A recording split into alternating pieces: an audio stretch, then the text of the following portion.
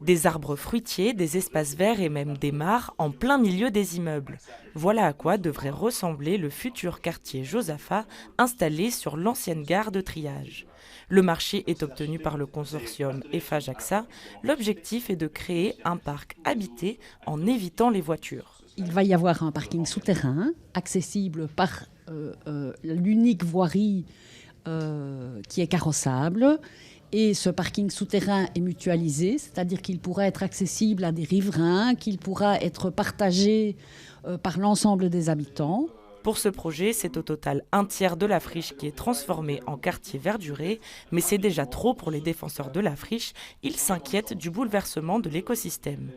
À ce stade, sur la partie nord et la partie est du terrain, rien n'est transformé. Les espèces présentes pourront rester dans leur milieu. Sur le quartier, donc ce parc habité, le milieu naturel, il va changer.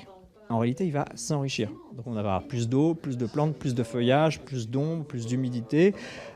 Et donc ça va nécessairement augmenter la biodiversité. Par contre, ça sera des espèces différentes. 55% des logements seront publics pour faire cohabiter des habitants différents. Des potagers partagés et des maisons communautaires seront installés afin de créer du lien. Les 509 nouveaux appartements auront tous une terrasse d'au moins 8 mètres carrés. S'agissant d'un terrain public, l'objectif était d'y développer du logement public, mais également assurer une mixité. Dans ces 509 logements, 135 logements environ qui seront des logements sociaux locatifs, une centaine de logements moyens acquisitifs et 23 logements sociaux acquisitifs. La demande de permis de lotir sera introduite en juillet prochain. Suivront ensuite les permis d'urbanisme. La fin du projet est prévue pour 2030.